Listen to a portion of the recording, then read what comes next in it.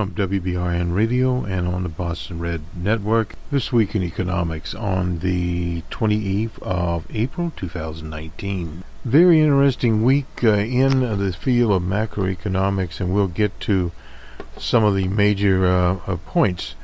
We had GDP for Q1, which is the first first quarter of the year, basically at 3.2. Analysts were expecting less than 3.2 to materialize, and we'll get to that also. I guess we'll get to everything, but nonetheless, not surprising. Q1 is a peculiar quarter, and it used to use the Latin verb used to be. It used to be a normal situation for Q1 to set a pattern, or it could actually piggyback on Q4. Well, Q4 was more of a normalized range and than what some had expected. Some of the numbers, particular job numbers, were dismal at one time. Now they are back up to some sort of normalcy. But still, there are a number of factors out there that under quote-unquote normal circumstances, we would see the economy deteriorating.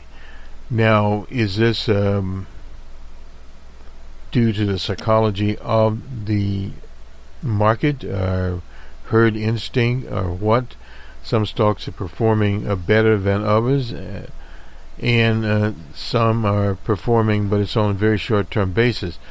Now, the forecast by many analysts for Q2, Q3, and Q4, there will be less. There's no doubt the economy will not be as dynamic as it has been because of tax cuts and various macro type of inputs. Nonetheless, Numbers Man here. This is the Numbers Man part of our channel.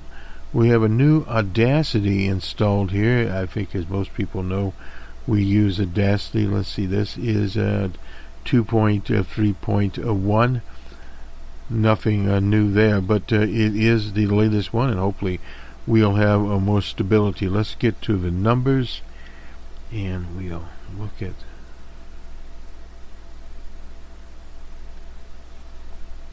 basically what is going on here. The Washington Post had a very interesting headline, which we decided to use as an introduction here. This is by Heather Long. She is the Washington Post correspondent that you will see when the chairman, Lawrence Powell, is speaking. She will be there in the audience. Now, basically what she says is the U.S. economy expanded at a strong 3.2% advertised rate in Q1 of 2019, what the government reported, blowing past expectations and prompting the Trump administration to give high fives. Better than expected growth, ongoing strength in the job market, and a new all-time high on the stock market this week are tamping down fears of recession, inviting comparisons of the current economy to the 90s boom. Well, in the 90s, it was a different type of economy. In the 90s, we had the tech boom in the later part of the 90s, and of course, it evaporated. And in the early part of the early 2000s, we had the housing boom, a dot-com boom it was called. That was under the Clinton administration. Was a different time. Of course, at that time the economy was not as large, but we did have something coming out called the Internet, which the Internet has created many of the companies that we now see as household names. Google, Facebook, for instance, Twitter, and many in the other spheres of social media there, and Amazon. Amazon started out, incidentally, as just a bookseller. They were in Seattle, and they literally had to go across the street. I can't recall the name of the wholesaler now, but nonetheless, we used to deal with that wholesaler. They carried a general merchandise type of stuff. Miracell, I believe is what their name was. But anyway, nonetheless, they would go over there and get books that they didn't carry. And they went from a bookseller and using their web presence, their data centers, etc., and got to be and moved on to be a marketplace for all kinds of widgets, gadgets, and what have you. So that's the Amazon you have today. And the Amazon cloud services is getting as big as Amazon because they had all this capacity out there, and they decided that they would orient themselves to Amazon services, and then other things like Prime and various other things that very large corporations do. So that is the outgrowth of the so-called .net boom, .tech boom, .net boom. A lot of the corporations that were created are long gone, as one would say. I remember Netscape. Andreessen, one of the founders of Netscape, is now a venture capitalist, a very successful one. Netscape having come out of Mosaic, something called Mosaic, and that was from the University of Illinois. Just the only reason we went over this was this sort of where the 90s were. It was innovation, no doubt about that. Created what is now Silicon Valley, a major part of the market, and many of the businesses that were on the S&P 500 are no longer there. They are gone, and these tech companies have basically replaced them. And a lot of people felt at the time that these companies would be around for time immemorial, and did not happen that way. IBM is still there. GM is not the GM. Basically, almost went bankrupt during the Depression. Had to reorient itself. And you start talking GE has been totally broke up. So a lot of the very, very large corporations are no more. So that was indicative of structural changes in the economy, and we will continue to see more structural changes. Period. It was impressive GMP until you dig into the numbers, and we'll do that. That is from Lindsay Pazager. He's the chief economist at Stifel Fixed Income. She pointed out to a gauge of economic and business demand, final sales to private domestic purchases, which was just 1.3 weakest in 3 years. Economists are divided about the economy, likely to perform the rest of the year, is what we were talking about here. Some experts, including the Federal Reserve, forecast with a slow growth about 2%, similar to the Obama years. You will see much of that. The difference primarily being the Obama years, you had a depression. And when you have a depression on the magnitude of that particular, it wasn't a Great Depression, but it was a depression. Came out of the financial sector. It took virtually 10 years to pull out, and it did start to move out. The other factor, confidence in the economy and the market. Well, in the market, yes, much like in the late 90s. Well, yes. And no, now in the 90s, as far as tech stocks were concerned, we at the time were in, and still are, in the software business and hardware business as VARs and resellers. Had an internet business going all at the same time, but then there came a situation that was a little bit different. We have the conference board here, which we'll get to, and we also have the people from the University of Michigan. It used to be University of Michigan Reuters, but we'll have them survey of consumers. And from Dr.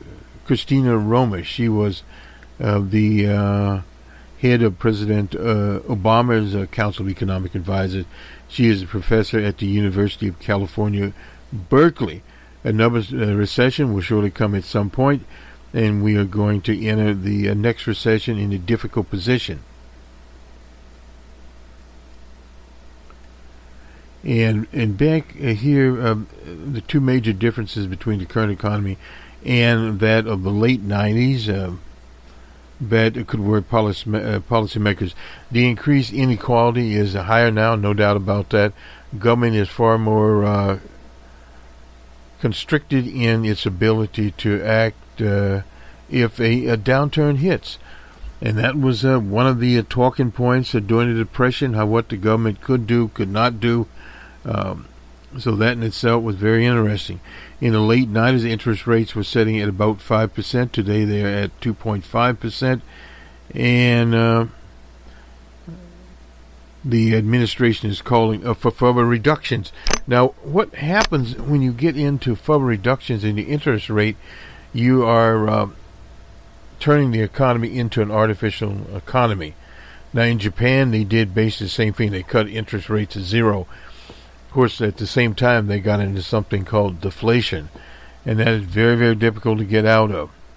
Wage growth through, though higher over the past years, is also below the levels of the 90s, when they were around about 4% a year, because of course massive tech investment boosted productivity. You have nothing of that sort to refer to today. Today's economy is nowhere close to late 90s. That's from Joseph Brusselis. He's the chief economist at RSM. We're not seeking to increase in productivity and wages. We saw in the period when everybody called Alan Greenspan the maestro. Our wages for many lower-income Americans are rising faster than the cost of living as the companies boost wages to attract and retain workers. Inequality has been rising also. And that is a big problem. We talked about on this production about inequality. We'll talk about it some more. They believe growth would have been 3.5 in the first quarter without the slowdown, and consumption will pick up later in the year. Now that's from some other type of the administration type economists. First quarter is is overstating the strength of the economy. That is from Ben Herzon, the executive director of our friends at Macroeconomic Advisors in Phoenix. Businesses were building inventory like crazy. It's not going to last now. Definitely. Well, they had exhausted their inventory. Today you see a feature in the economy you did not see at one time, because obviously analytics, that you don't see warehouses stuck to the rooftop with product. They then put it into the supply chain. Of course, when it's down, they have to restock the space. U.S. consumers are a key factor in whether the economy has normal, subpar, or extraordinary year, because consumer spending is at 90% of the economy. And there you look at such things as debt, etc. Let me just get to move around here a little bit. We will talk about Social Security and the annual report of the Board of Trustees of the Federal Old Age and Survivor Insurance and the Federal Disability Insurance Trust Fund. We will get into that one, and we will append it. Now, let's do the conference board here. This the conference board. Oh no, wait a minute. Excuse me. We'll go here. Gross domestic product. This is dated the 26th of April 2019. This is the first quarter. This is the advanced estimate here. GDP increased at an annual rate of 3.2% in the first quarter, according to the advanced estimate released in the fourth quarter. Real GDP increased 2.2%, which would be more of a norm, between 2.2 and 2.5% for the type of economy that we have now. The Bureau's first advanced estimate released today is based upon source data that is incomplete, and that is one of the caveats to remember. The second estimate of the first quarter, based on more complete information, will be released at the end of April. Real GDP in the first quarter reflects positive contributions from personal consumption expenditures, that is PCE, private inventory investment, exports, state and local government spending, and non-residential fixed income imports, which are subtracted from the calculation, decreased, and we'll get to that in just a minute here. The acceleration of GDP growth in the first quarter reflects in an upturn in state and local spending. It is the start of the fiscal year for many state and local governments. Acceleration in private inventory investment in exports, and a small decrease in residential investment. These movements were partially offset by deceleration in PCE and non-residential fixed investment, a downturn in federal spending. Imports are subtracted here. Now, current dollar GDP increased at 3.8%, or 197.6 billion in the first quarter, to a level of 21.0 trillion. In the fourth quarter, current GDP increased at 4.1%, or $206.9 billion. The price for gross domestic purchases increased at 0.8% in the first quarter, compared with 1.7, and this is a deep down here. In the fourth quarter, the PCE price index increased at 0.6, compared with 1.5. Excluding food and energy, PCE price index increased at 1.3, compared with 1.8. Current dollar personal income increased 147.2 billion in Q1, compared with an increase of 229 billion in Q4. Deceleration reflects downturn in personal interest income, personal dividend income. Proprietors' income were partially offset by acceleration in personal current transfer receipts. Disposable income increased by 116 billion, or 3%, in the first quarter, compared with 222.9 billion as in Q4, and 5.8%. Real disposable personal income increased at 2.4%, compared with, and this is a deep dive again, 4.3%. Personal savings was at 1.11 trillion in the first quarter, compared with 1.07 trillion in the fourth quarter. Personal savings rate, the percentage of disposable income, was at 7% in the first quarter, compared with 6.8% in Q4.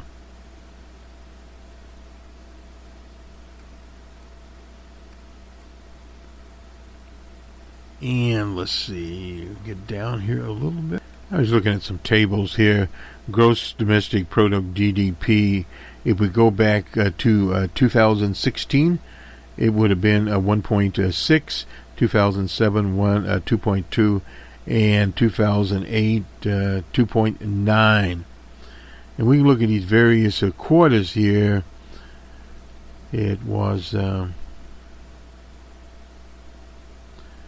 in the first quarter of 2016, it was 1.5. In the first quarter of 2017, it was 1.8. And in the first quarter of 2018, it was 2.2. So we do in 3.2 here. It's a little bit different scenario here. Was higher than it had been in the first quarter. Now, if we go to personal consumption expenditure, in 2016 it was 2.7, in 2017 2.5, and 2.6 in 2018. And if we look at Q4, that was of last year, it was it was 2.5, and we only have 1.2. That was what Heather Long was talking about there. And if we get into durable goods, where's durable goods? 2016 we had 2.7, 2017 2.1, 2018 2.8. And in this quarter, we had 1.7 for Q1. It was 2.1 for Q4. And Q3 was 4.6. This is of 2018. And we had 4 in Q2 and 1/10 in Q1. And this sort of shows you what's going on here.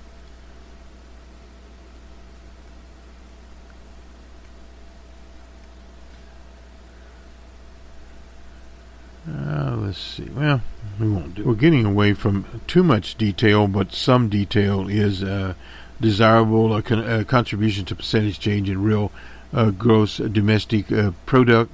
If we go back to 2000, let me see here. Oops. Having a little bit of problem here with my pointer. If we go back to 2016, it had 1.85. It was 1.73 in 17 and 1.8 in 18. And if we go over here, break it down by quarters. It was 0.82 in Q1. It was 0.166 in Q4. This would have been at 18. 0.90 in the third quarter. 0.116,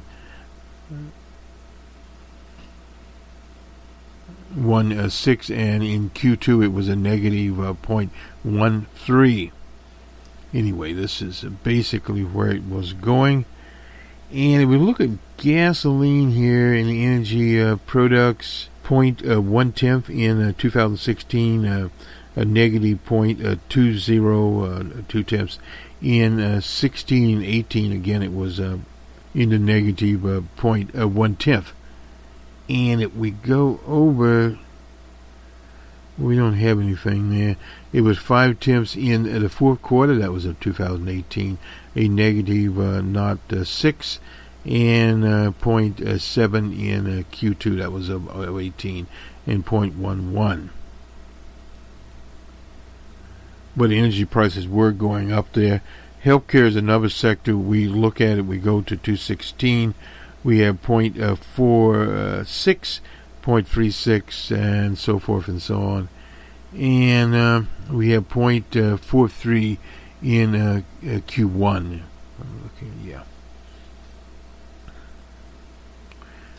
So this is basically when you start looking at an analysis here. Saltware, that was in 216, I believe. It was 0.14 in, and then we had 0.17. And if we go over, what is intellectual property? Sorry about that. It was 0.39 for intellectual properties, 0.24. That would have been in Q1. If it's saltware, 0.18, that would have been in the fourth quarter 2018. Pretty much about the same in saltware. One of some called bright spots. This would have not been the case in the 90s. I don't have, unfortunately, information up there. State and local governments go here 0.06 in, this is consumption expenditures here.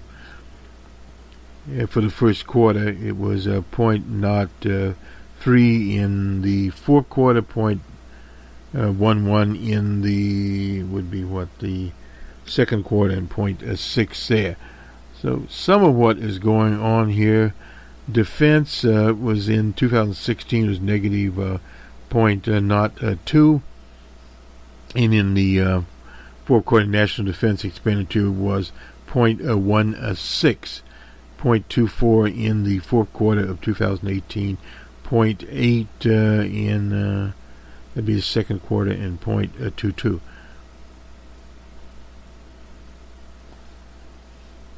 So those are some of the things here. Let me see, what else would we get to here?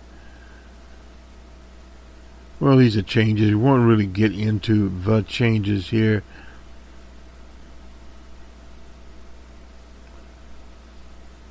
If we look at personal consumption expenditure in the first quarter, it was 0.9 in the fourth quarter, is 1.7, and in the third quarter 1.8, and it was 3 in the second quarter. This is 2018, and 2 in the first quarter.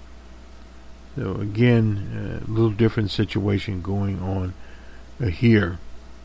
Investment, gross private and domestic investment at 1.4 in the fourth quarter, was 1.4 in the first quarter, and same in the fourth quarter.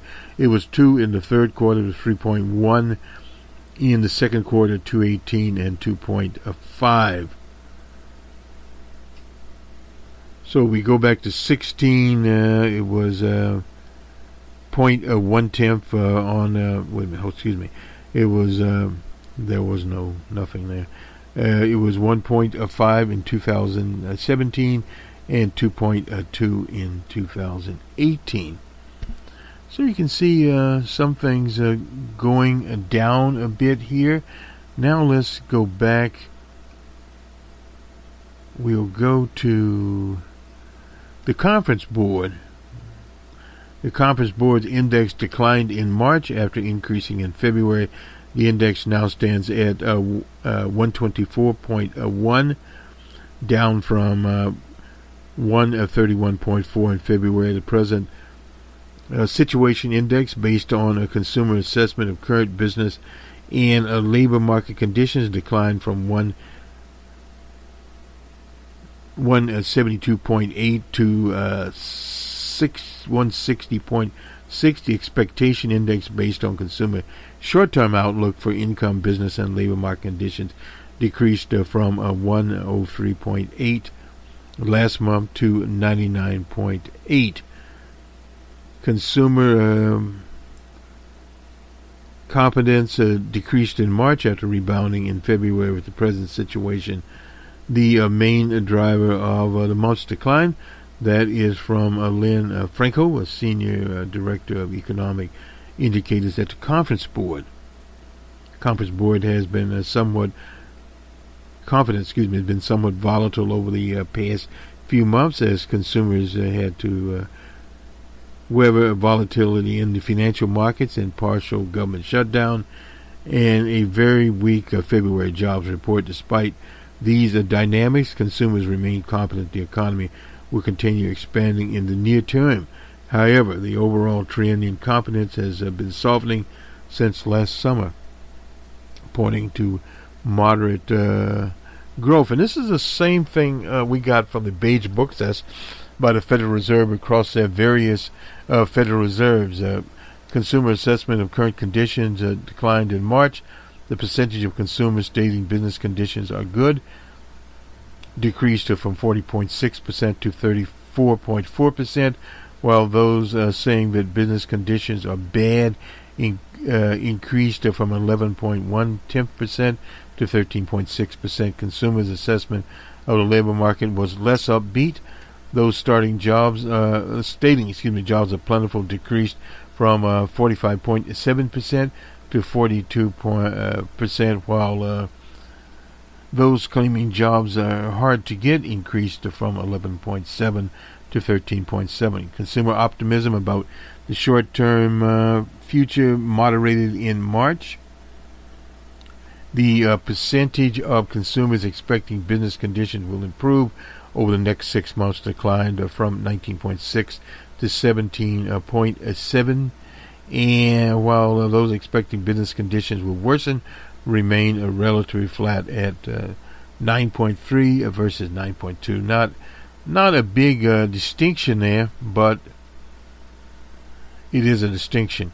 Consumer outlook to labor market was less favorable. The proportion expecting more jobs in the months ahead decreased from 19% to 16.4%.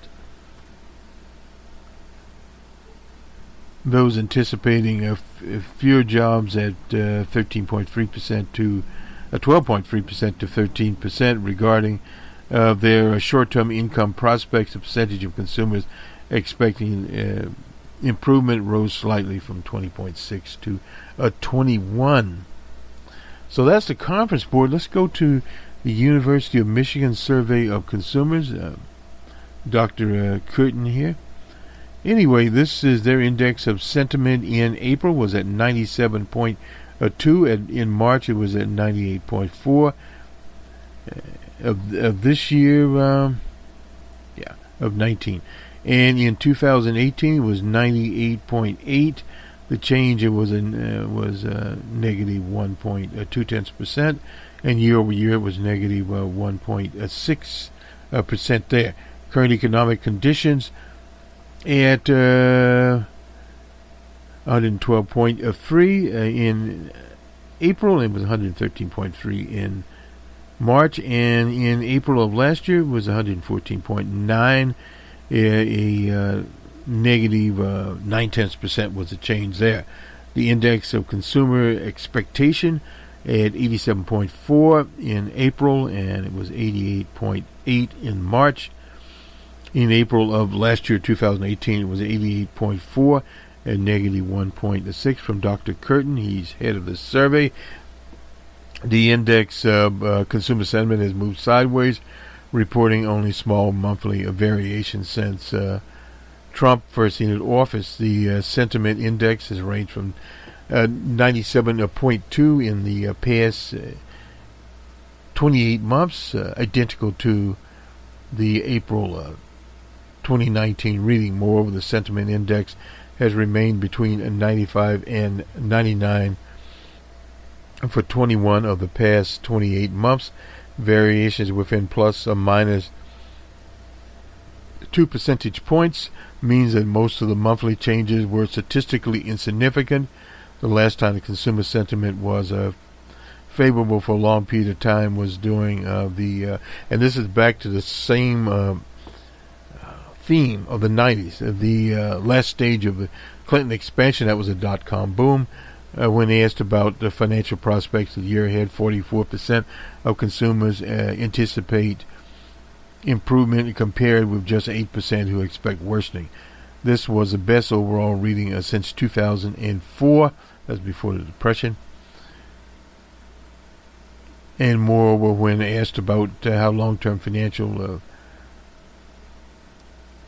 prospects, 60% reported in April survey that they expected to be better off financially over the next 5 years. That runs in direct, or flies in the face of direct forecast from the IMF and various central banks, etc. This was the highest proportion ever recorded, although the question was only asked periodically from 1979 to 1985, then consistently from 2011 onward.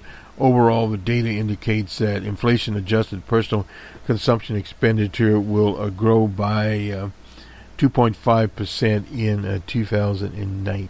Looking to get in the mail his book, Consumer Expectations, Micro and Macro Foundation Impacts.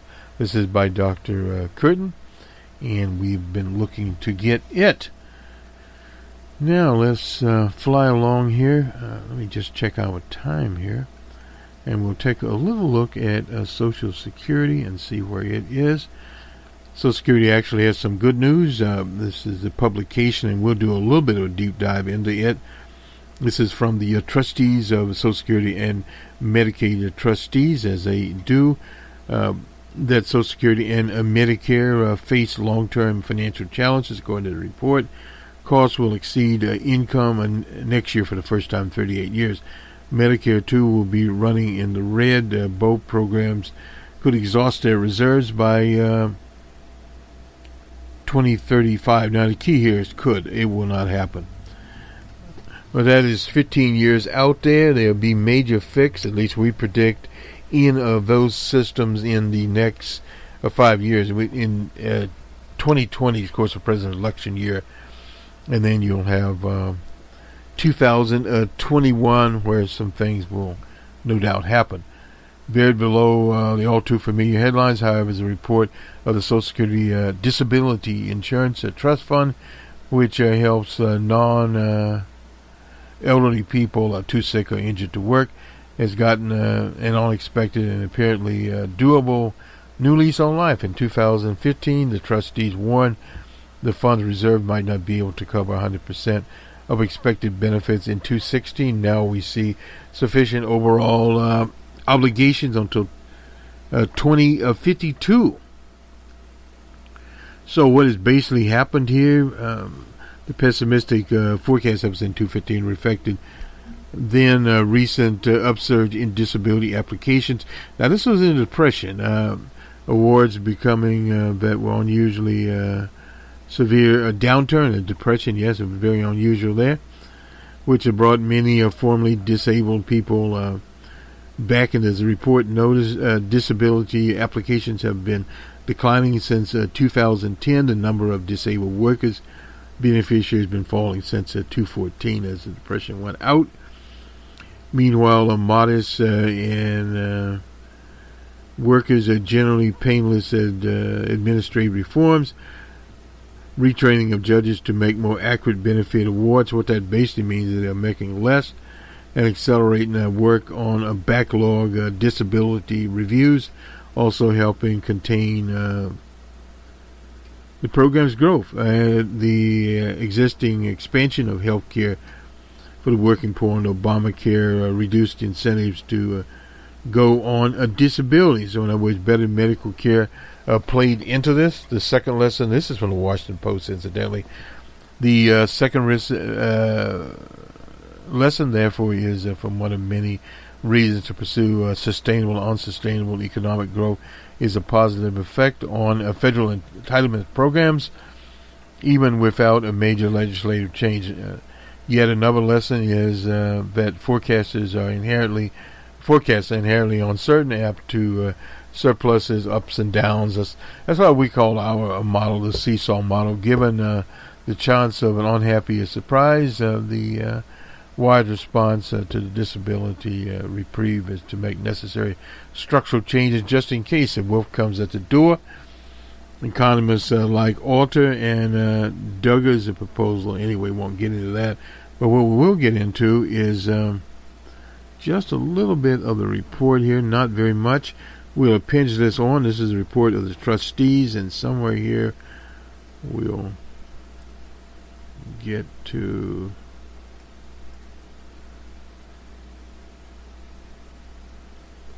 who the trustees are. Is probably not something the audience would care about. And we'll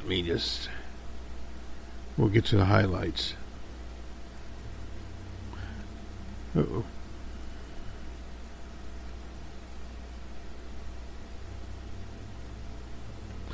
Introduction. The Old Age Survivors and Disability Insurance Program makes a monthly income available to insured workers and their family at a retirement, a death, or disability. It consists of two parts. Retired workers, their families, and survivors of deceased workers receive monthly benefits under the old age. And this is straight out of the New Deal. And disabled workers and their family receive monthly benefits. Disability Insurance Program. The Social Security Act established the Board of Trustees to oversee the operation. The 2019 report is the 79th such report. These are things you don't hear in the news. At the end of 2018, the program was providing benefits to roughly 63 million people, 47 million retired workers and dependents of retired workers, 6 million survivors of deceased workers, and 10 million disabled workers and dependents of disabled workers. During the year, an estimated 176 million had earnings covered by Social Security, paid payroll taxes on those earnings. The total cost of the program in 2018 was $1,000 billion. The total of total income was 1,003 or 1,003 billion. This consists of 92 billion in non-interest income and 83 billion in interest income. Assets reserved, held in special issued U.S. Treasury securities grew from 2,892 billion at the beginning of the year to 2,8 $2.95 billion at the end of the year. Short-term results. In other words, shorthand there, this is over $1 trillion. To illustrate the actual status of the Social Security program is the whole operation of the DI fund and OSAI fund there. So the combined reserves are projected to decrease by $285 billion at the beginning of 19 to $214 billion at the end of 2018. The ratio of reserves to annual cost projection to decline from 273% at the beginning of 2019 to 130% at the beginning of 2028. They refer to 2028 here. The long-term result, the cost is projected to exceed total income starting in 2020, and the dollar level, the hypothetical combined fund reserves declines until reserves become depleted in 2035. The federal fund reserve becomes depleted in 2034, and the disability in 2052. None of us will be around for that one. Most of us won't, at least. The 75-year projection period, the actuarial deficit is 2.78%.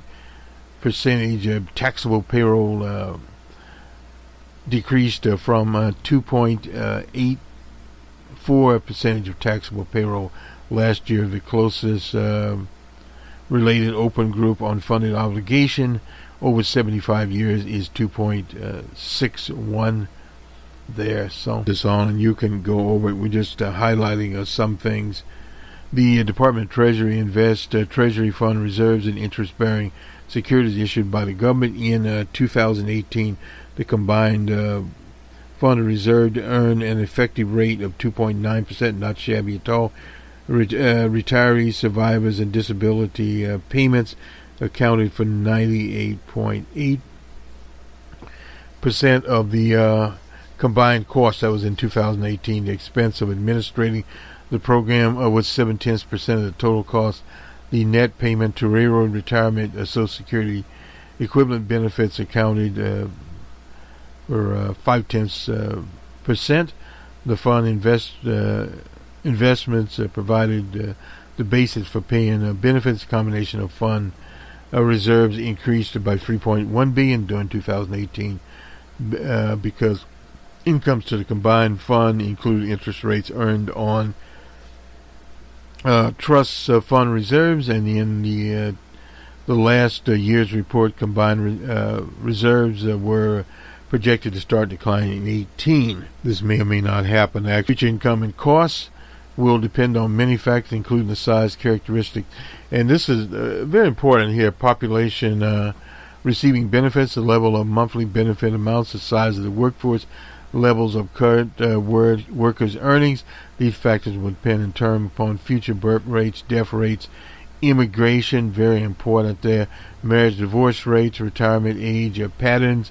People are retiring later now. They were retiring early during the Depression, and part of that was they were trying to get out before the bottom fell out, so to speak. Employment rates, productivity gains, wage increases, inflation, interest rates, and many other demographics. This is something you don't hear when the normal press talks about this. They use 3 measurements. This is the actuarial estimate to assess the actual status of the program next 75 years. Annual cost flow measurement, including interest rates, cost rates, and balance. That's 1.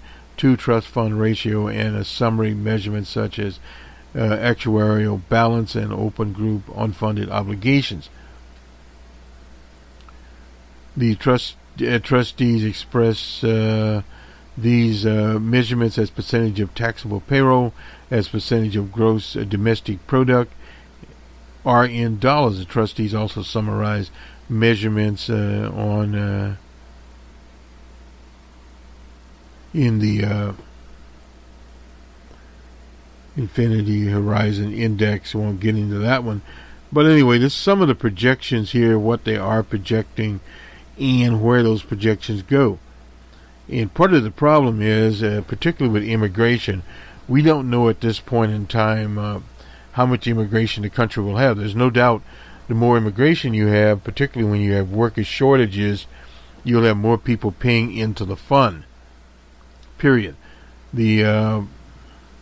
I'll get into the fund here. This is disability fund at a net unfunded obligation. Even after 2034 through 2093, the combined fund had a present day value on unfunded obligations of $13.9 trillion there. But again, this program, such things as Medicare for all, etc., would change this drastically. Also, what you would have is an increase in the amount of FICA or withholding there. We're talking probably, just my guess, and haven't seen the hard numbers, but we're talking about anywhere from 1 to 2% increase in FICA. Particularly for Medicare for all, you would need that, but at the same time, you would be transferring your insurance rates. So a lot of things are going on here all at once. Period. Yeah, this is a conference board. We've got the conference board out of the way. And the GDP data boosts the market. S&P 500. We'll be doing the numbers in a minute here. But the results are late from Amazon, whose shares gained 2.5. This is part of the dot-com boom, or it came out of it, I should say. Expectations for profit outlooks. Even at Intel cut its full forecasts. ExxonMobil and Chevron. The GDP numbers are positive for the market. Investors seem satisfied with earning reports. Well, the earning reports are very speculative themselves. The GDP report was not all upbeat. However, the economy growth was driven by a smaller trade deficit and large accumulation of unsold merchandise, the largest, since 2015. The dollar index fell 0.18. The index hit a 23-month high earlier this season. The Dow rose 81.25 or 1.31%. Won't get into that. We'll get into your Strauss and those. The 10-year bench rose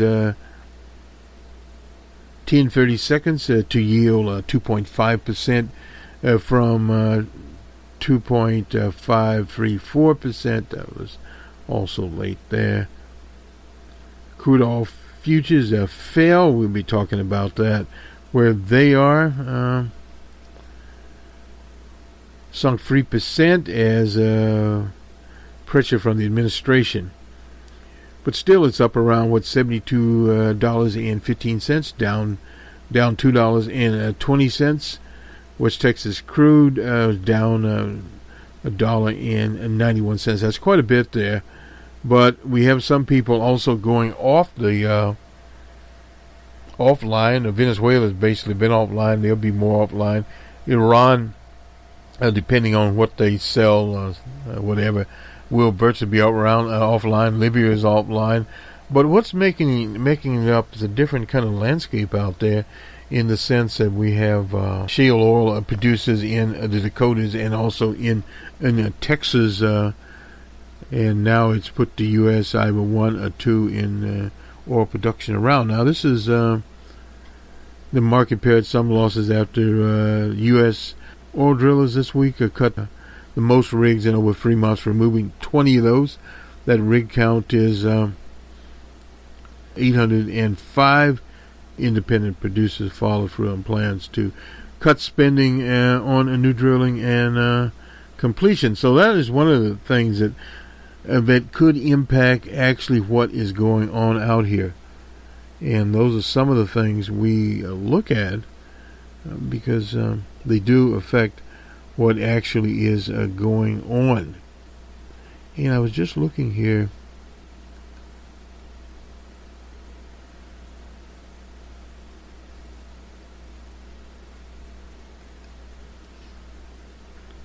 Over to our friends at CNBC. just some of the headlines here.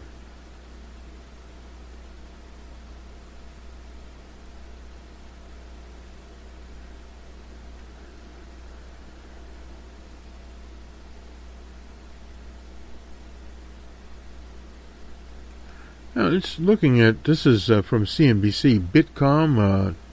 Tom Lee says crypto winter is over, and new all-time highs for 2020, according to him, despite cryptocurrencies drop in early Friday trading, a symptom of worries around the legitimacy of another digital currency called Tether. There's a lot of them out there. Like last year, terrible year for crypto, massive bear market, as they call it. The term bear market went to crypto market. The first time it came in February when Lee's team noticed that traded volume on blockchain. That's a technology used by some to buy and sell bitcoins. We even have bitcoins at Cranston Sawway. Anyway, turned positive year over year. The boost was helped by turmoil in Venezuela and in Turkey, where people lost faith in their country's currencies and turned to Bitcoin. Well, Venezuela is definitely in the Bitcoin business. There are a lot of governments that are in the Bitcoin business. The first time stem from Fundstrat survey of over-the-counter brokers who Lee said were really important in terms of how institutional investors trade crypto. They told the firm that actual levels based upon the number of clients were 60 to 70% increase, according to them. So he goes on to predict 2019 bull market for Bitcoin in March, adding that the cryptocurrency standard deviation from the S&P 500, which this year is about 2.5%. The first time we got this particular statistic here. And one thing is going to keep in mind is the S&P has made a big move. It's almost always leads to a big move in crypto later in the year. So I think the 2.5 standard deviation move from Bitcoin would take it to 14,000. Very interesting. Bitcoin traded in a wide range on Friday, accounting for the weakness in the broad cryptocurrency market, setting roughly at 5,100 range there. Now, let me just see. I saw.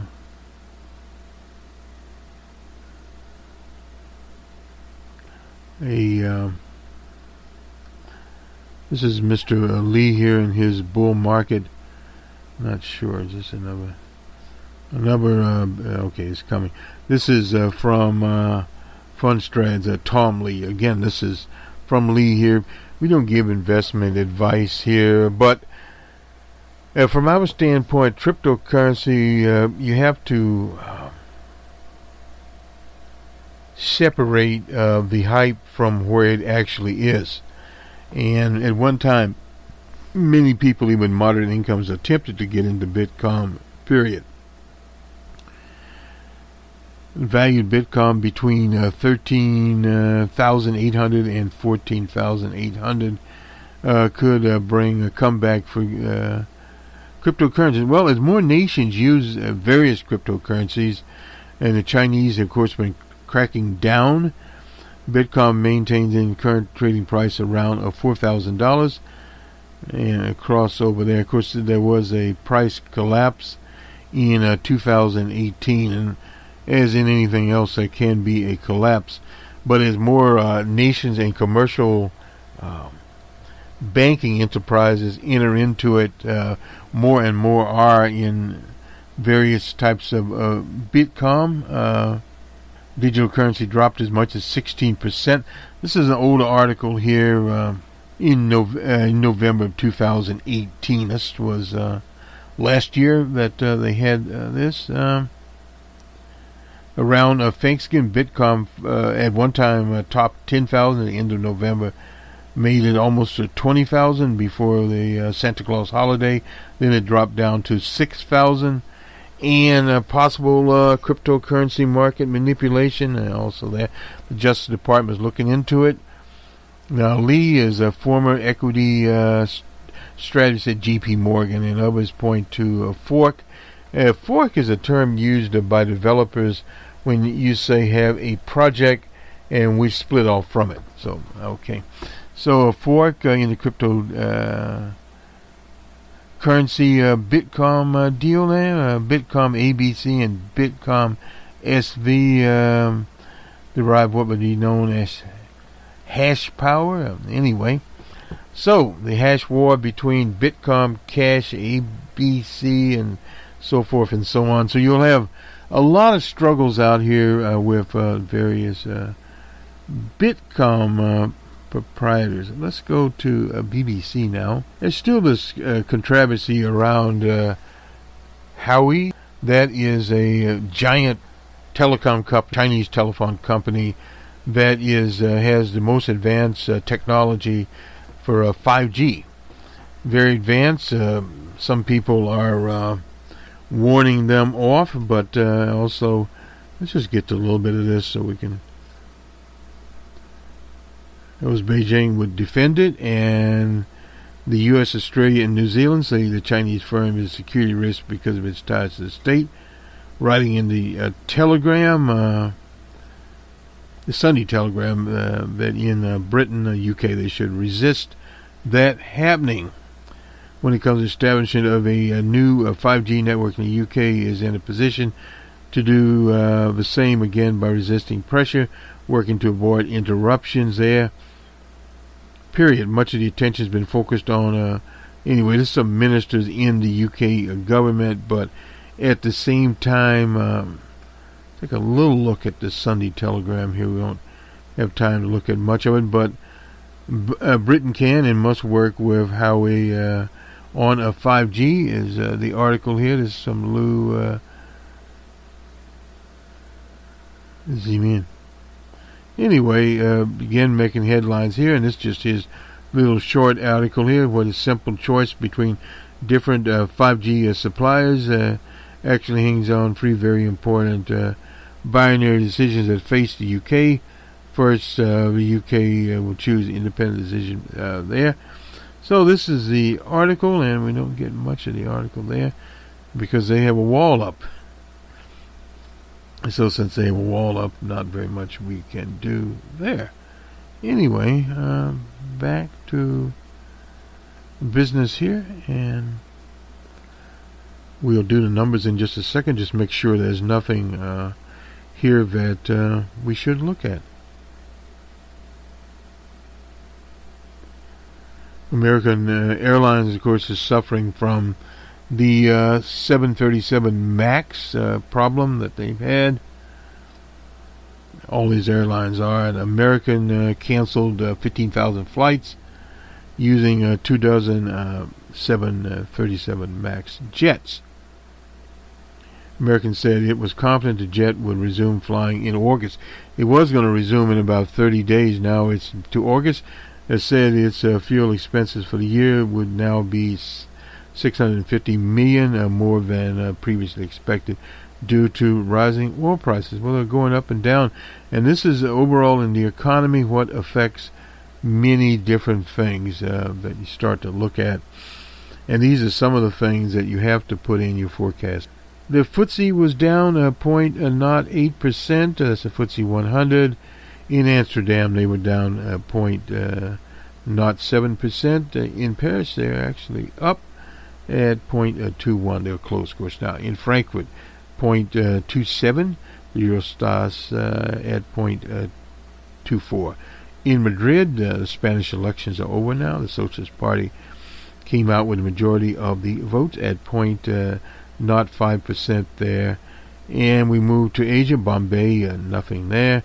The Hang Seng at 0.73%.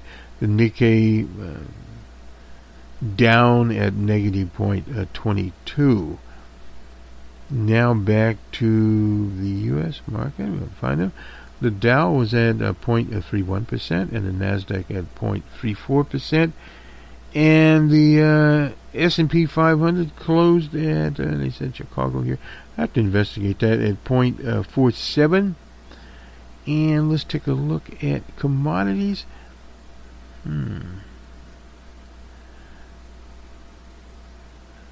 Brent crude futures now at $71.79.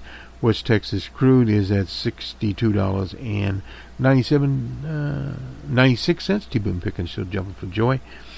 He remembers $15 bail oil, which is basically where it is now. Anyway, so the change percentage there for West Texas crude is at 0.54% and at 0.50% for Brent crude. That's the change there. So it is going down. Gold on the Forex was up 0.29% at $1,281.50.